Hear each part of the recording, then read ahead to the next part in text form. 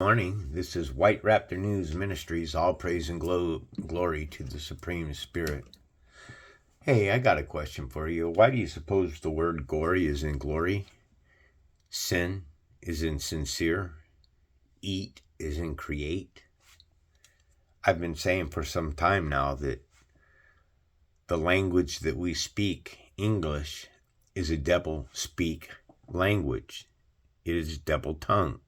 This is why the vector on the NASA emblem is a split. It looks like a serpent's tongue because a serpent or a snake has a split tongue. This is why the vector for NASA is a split tongue, because NASA stands for never a straight answer, right there in front of you. So we're jumping into Samuel. Word came to all Israel, the Philistines capture the ark. Now remember, what I teach you is that the ark is a metaphor.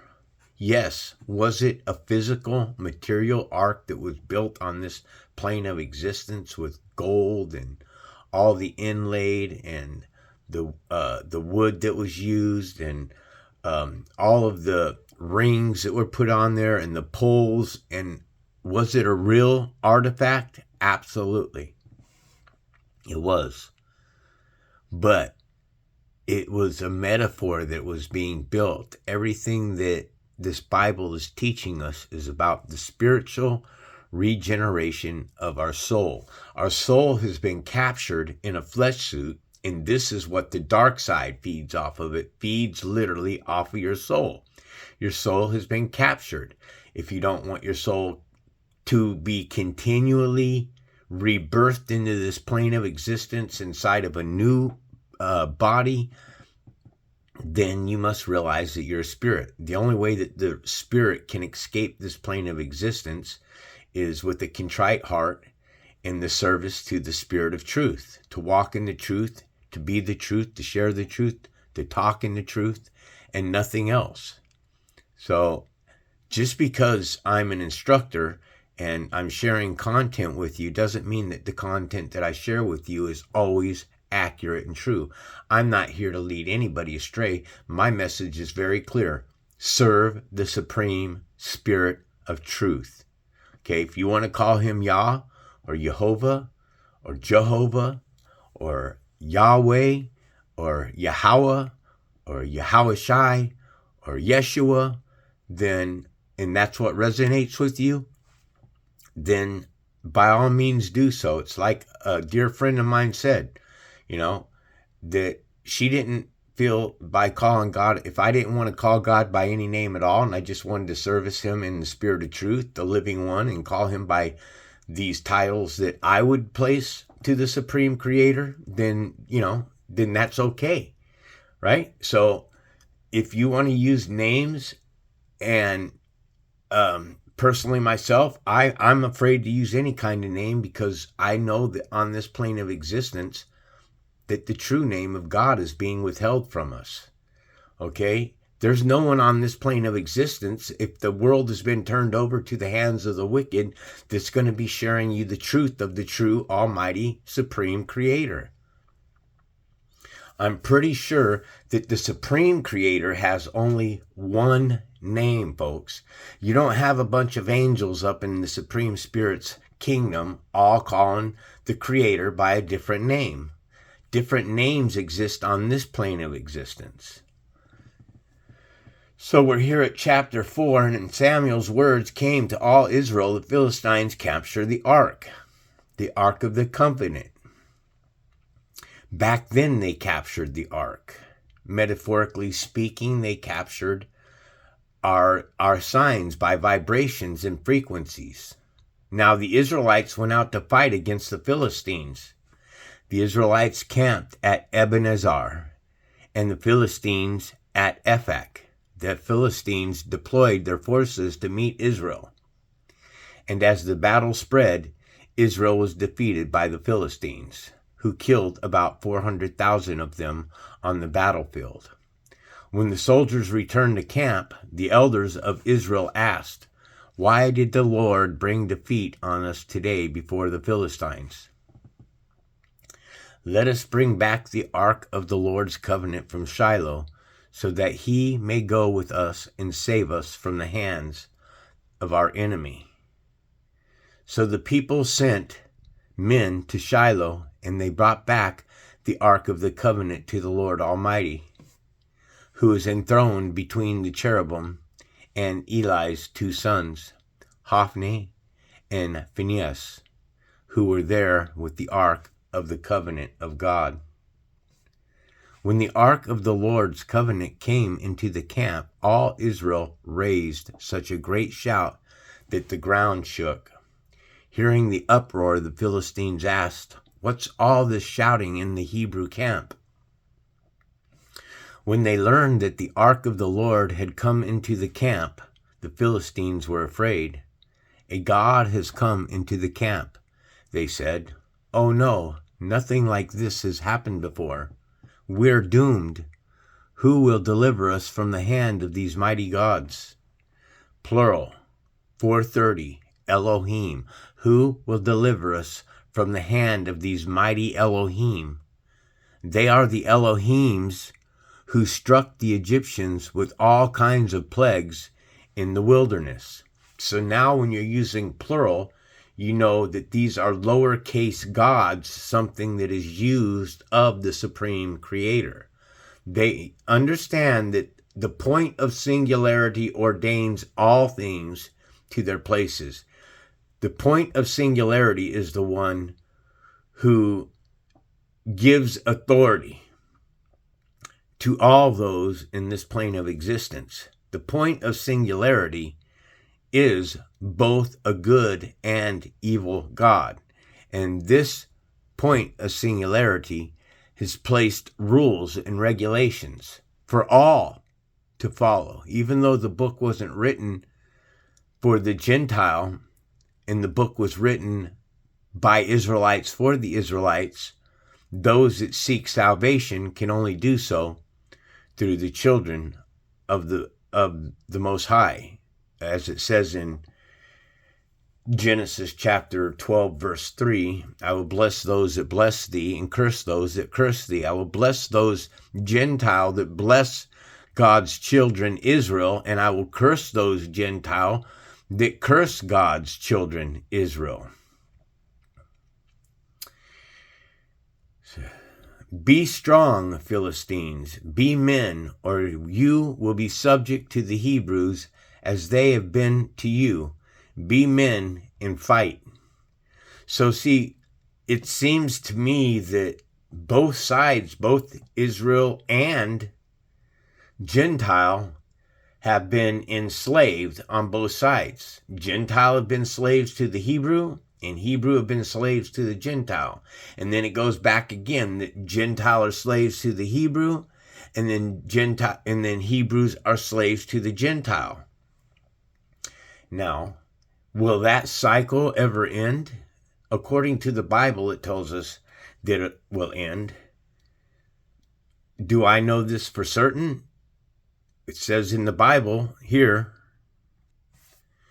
"For I tell you truly, until heaven and earth pass away," which means it says that there will be a passing away. Apara and komai, to come near or aside, to approach, go by, perish, or neglect, to advert. Not a single jot, not a stroke of the pen will disappear from the law until everything is accomplished. So we're being told here that nothing is going to disappear from the law and that prophecies will unfold. I tend to lean that the Bible and what's taking place in the Bible has already occurred. Okay? And there's only one way out of this bolt of heaven. There's only one way out of this trap for the flesh suit, this trap for the mind. I said this yesterday. Dimethylene tryptamine. take a good look at this word. You have die in it. And shit, meth is methamphetamine is short for meth. And then you have right here, tripped, which could be trapped. Mine, take that E off and add a D to the end, and you have trapped a mind. Our minds have been trapped because dimethyltryptamine is a hallucinating drug called DMT. Okay? It produces the same hallucinogenics that when people eat mushrooms and stuff like that. Or the ayahuasca, is it called? Something like that. Unless the word's right in front of me, I can't really pronounce it that well. So the Philistines fought, and the Israelites were defeated, and every man fled to his tent. The slaughter was very great. Israel lost 30,000 foot soldiers. The ark of God was captured, and Eli's 2 sons, Hophni and Phinehas, died. Death of Eli. That same day, a Benjamite ran from the battle line and went to Shiloh with his clothes torn and dust on his head. When he arrived, there was Eli sitting on his chair by the side of the road, watching because his heart feared for the ark of God. When the man entered the town and told what had happened, the whole town sent up a cry. Eli heard the outcry and asked, "What is the meaning of this uproar?" The man hurried over to Eli, who was 98 years old and whose eyes had failed so that he could not see. He told Eli, "I have just come from the battle line. I fled from it this very day." Eli asked, "What happened, my son?" The man brought the news, replied, "Israel fled before the Philistines, and the army had suffered heavy losses. Also your 2 sons, Hophni and Phinehas, are dead, and the ark of God has been captured."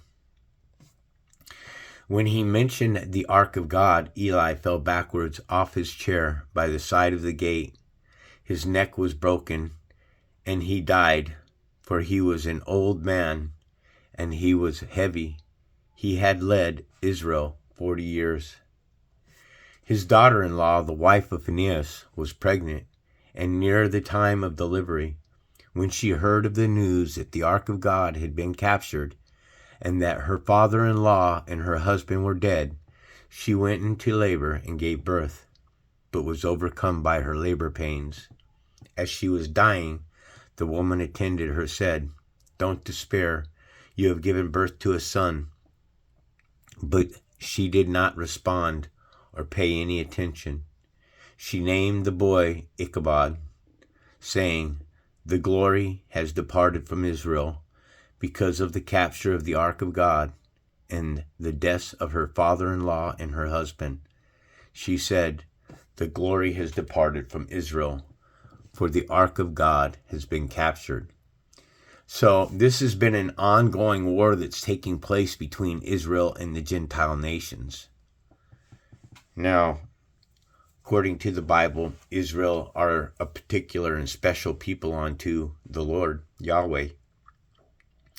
And the Gentile nations mean very little to the Lord. In fact, the Gentile nations are what was created evil, and they are used as tools to correct Israel. But my whole point here, folks, that people need to understand that is coming off of the ark here. So the Lord is talking to Noah coming off of the ark, and he says, "And surely I will require the life of any man or beast by whose hand your blood is shed." Your blood, Israel, is shed. "I will demand an accounting from anyone who takes the life of his fellow man," meaning that Israel is not supposed to be killing other brother Israelites. Okay? the war that takes place between the Gentile and Israel is because the Gentile are being used to correct Israel for their wrongdoings by shedding the blood of their brothers. Whoever sheds the blood of a man, Israel, by man's hands his blood will be shed. For in his own image, scary right here, image, God has made mankind. And again, image is a replica, okay? It is to shade a phantom. It's an illusion, a resemblance, hence a representative figure. And this goes on to say, especially an idol. So this is an image, and then these, mankind, comes to 66 in the Gematria calculator.